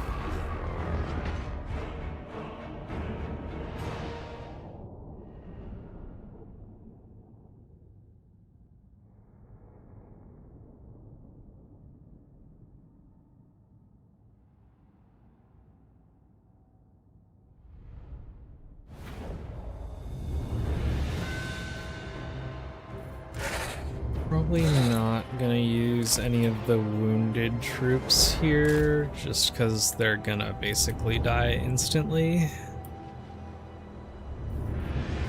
I serve me.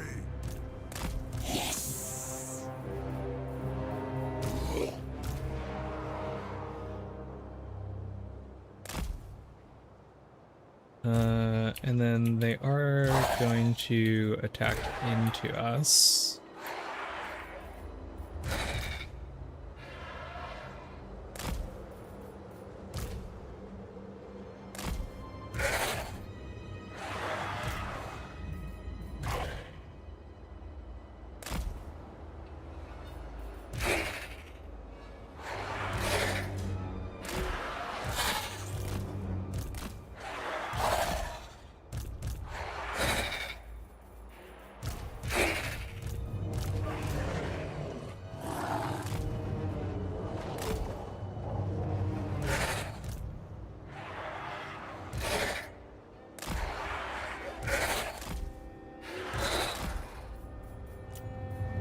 Okay. Arise, gravebound. Oh, they do have mortars, so they might not actually attack into us, because they can just Dance do that. Dance macabre. It is time. Under The dead march. Mortals quail. back a little bit. I will not fail. You win.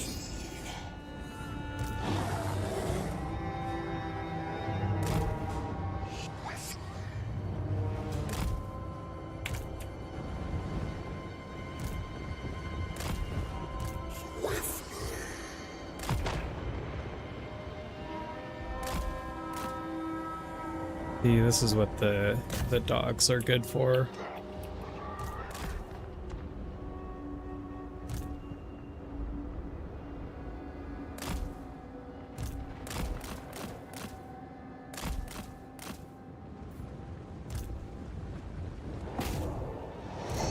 The AI, you can sometimes like trick them like that, like they kind of push forward a little bit.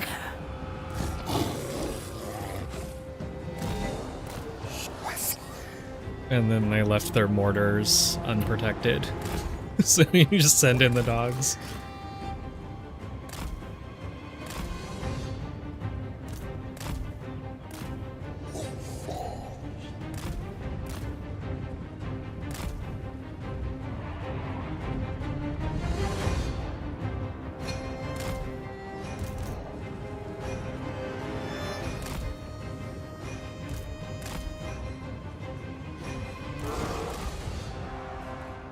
These lands are mine. Wiped them out.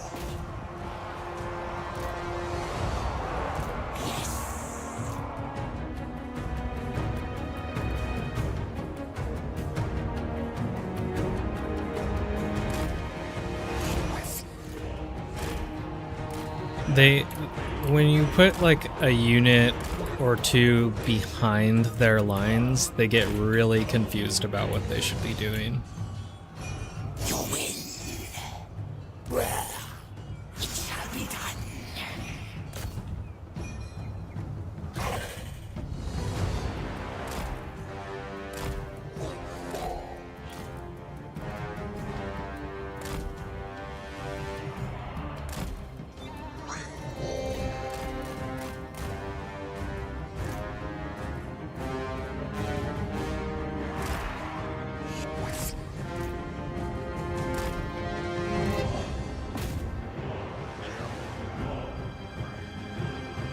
I think that's somewhat realistic, like you'd be confused if one enemy unit was suddenly behind you.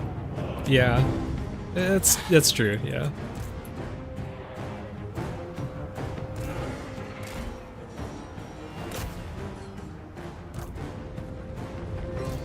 But at the same time, like, they're also sending out their cavalry unit randomly.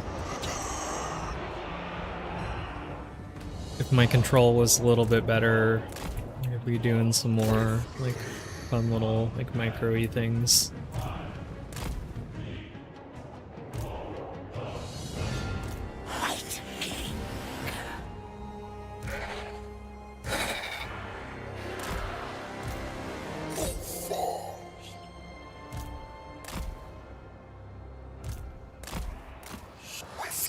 I also got their handgunners, which they're more like kind of riflemen. I got them isolated too.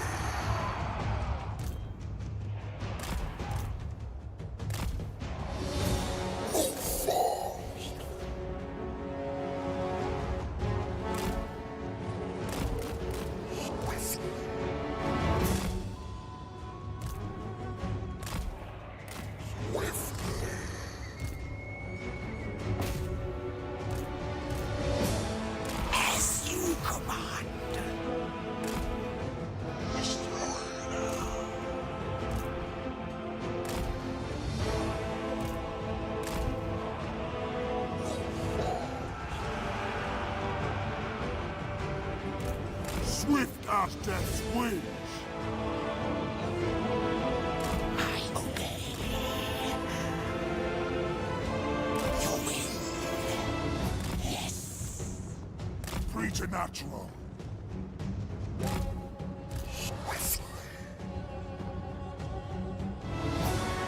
Swift as death's wings.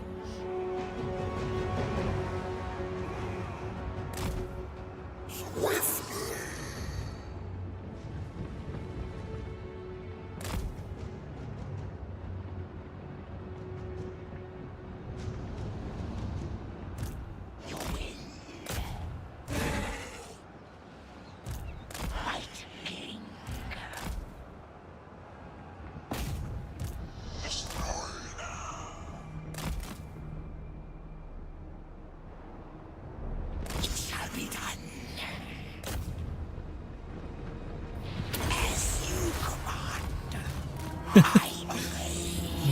Kevin just punted that guy.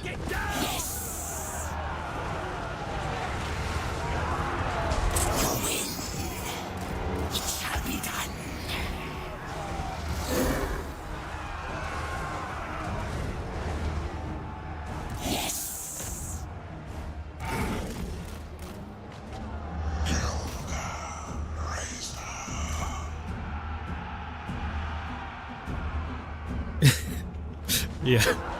As you command,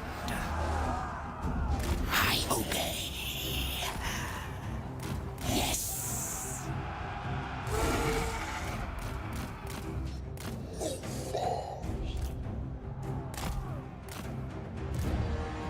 Oh, I didn't see that. Let's get on these.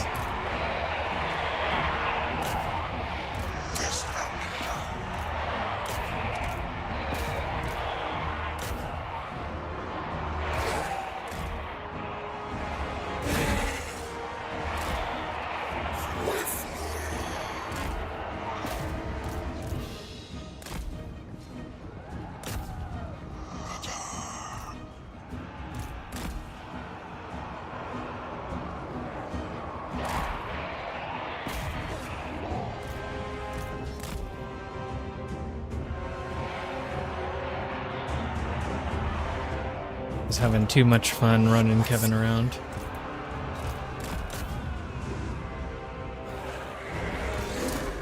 Need to take guard mode off. Uh-oh. Dogs are in trouble.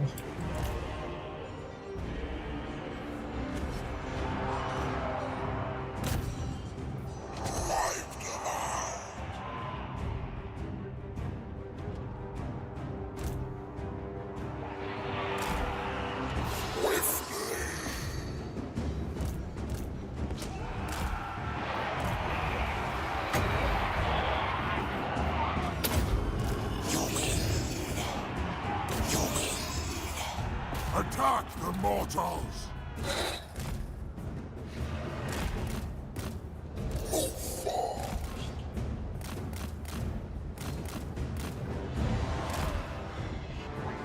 Okay. Losing some focus here. We were doing well. White King. Harvest them!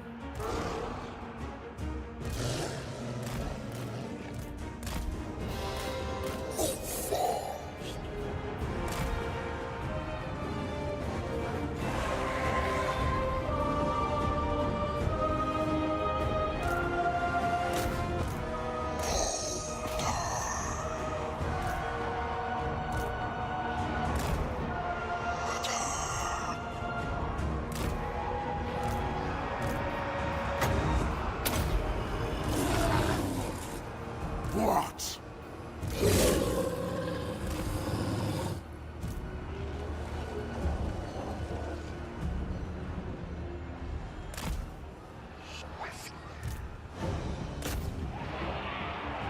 The problem with all the flagellants they have is just that they're unbreakable. Yes. So they're just gonna fight to the death, Be done. which is not good. Because they can kill a lot of like zombies and skeletons before they die. We got their lord, that's good. I obey.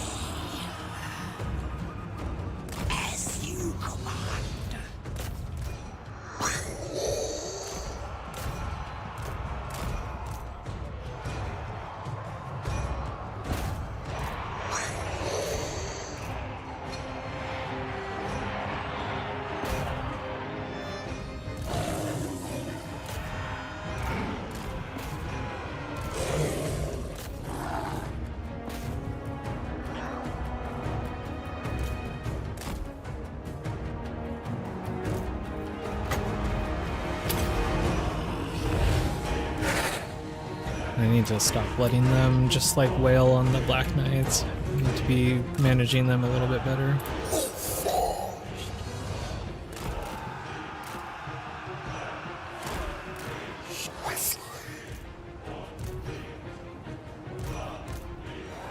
The gift of death. You win. Yes.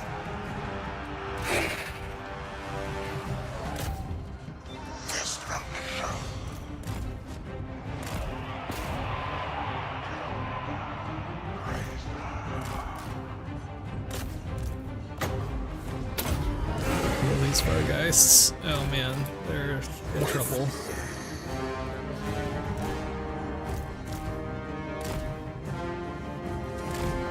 Kevin, you need to go kill this guy, for sure. I obey. It shall be done. I can get him out of these spearmen. You win.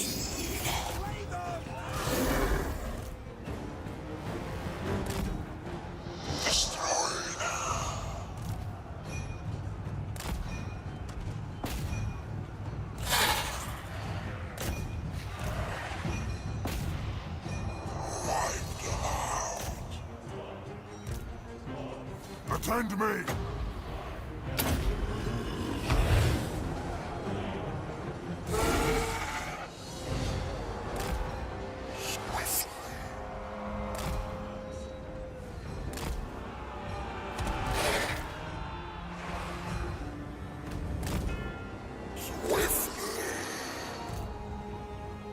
Oh no, we're losing a lot. I hunger. Bring death. You win.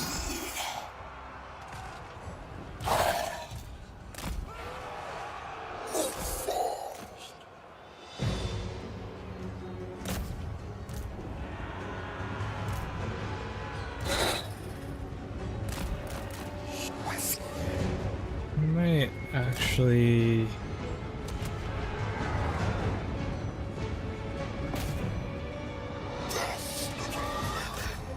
Kevin, what are you doing?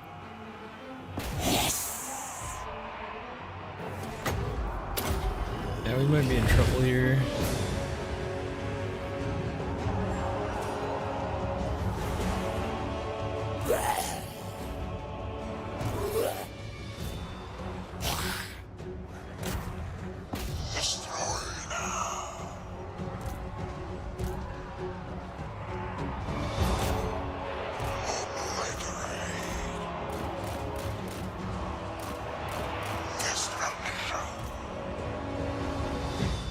Yeah, we just lost Mannfred. Rest of the army is gonna crumble now. Okay, well... yeah, we could've... Yeah, that's one of the issues is a lot of times with, like, when I take a settlement, I will pop the army outside so it does have an opportunity to actually run. If the battle does not go well. In this case, because it is a settlement battle, and maybe I should have been using some more of the garrison, I just felt like with these units being at like 10% strength, that they would not be doing anything.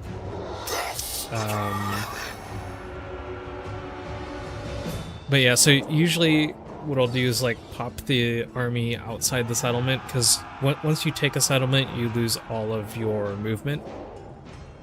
But if you put the army outside and you get attacked, there's still an opportunity to like run away, and that might be enough distance to where they can't re-engage you.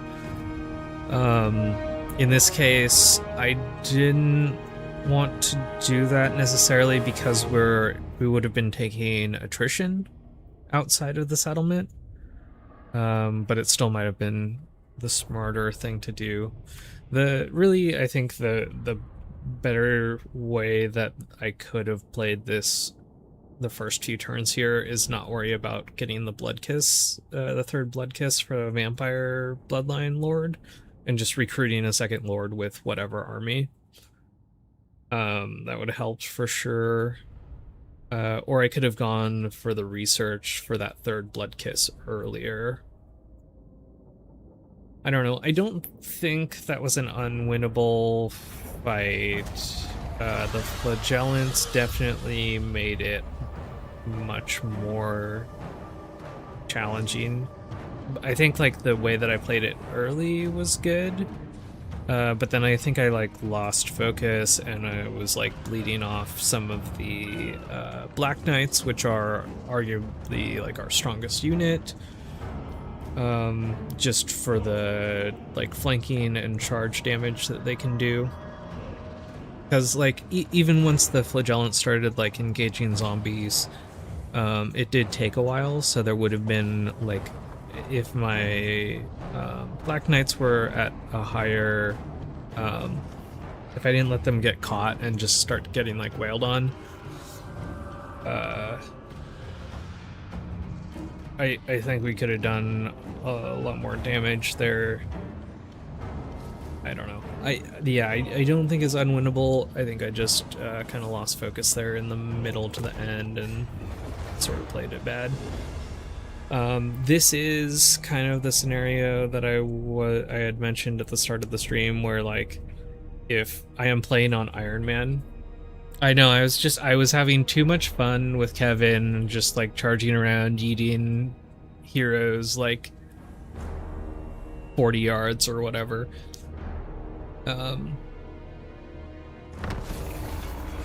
But yeah, this is probably a scenario where I don't know. I think I'm better off just like restarting at this point with having our legendary lord and hero wounded, and you know that some of the higher tier units in our starting army are gone now. This is probably a situation where I just restart the campaign since we're only on turn 5. And I did choose to go Iron Man, but I knew going into this that would probably be, you know, certainly a possibility, because I'm not super good at this game. I'm not super good at RTS in general, although I do enjoy them. I would consider my skill to be kind of middling. Especially when it comes to micro, like obviously in that battle, like I just kind of lose track of stuff. I get too like hyper fixated on one thing and forget to look at the larger picture. But I do think that's what's fun about RTS, is like there's just so much room for like improvement and skill expression across the genre, and this game I think is no different. There's a lot of opportunity in these battles to make like strong strategic choices and strong tactical choices, as well as express some mechanical skill, especially when you have like a decent army mix and composition, you know, micromanaging cavalry charges and that sort of thing, and flanking. Remembering to use your like magic on cooldown, all that sort of stuff. And of course, like the game does have difficulty sliders, so like if you find the RTS portion to not be that interesting, you can pretty much play the game as fully like a 4X game. You know, bumping all of the like combat sliders down, and then if you find the like that you don't like the how much like the AI cheats against you in like the higher difficulties of the campaign setting, that is also adjustable, so they don't just get like a bunch of armies out of nowhere and are able to recruit like well beyond the income that they would have if they're like a player. So there are a lot of cool like difficulty sliders there. That said, I think I am going to restart this playthrough, but I think I'm probably done streaming for today, and I was probably gonna be about done anyway. But I will probably be back with some more of this tomorrow during the day. That is assuming I don't lose my sanity with my battle with the ants tonight. And this was good practice for that, of course, because that's what it's all about. Jimothy, thank you so much for stopping by and tuning in. Thank you for the follow as well. I know you did that off stream. I appreciate you, and if you're streaming later, I'll be sure to tune in. If anyone is watching this back as a VOD, or if I happen to have any lurkers in chat, thank you for watching. And I think that's about it. Have a good one. Everyone take care of yourselves.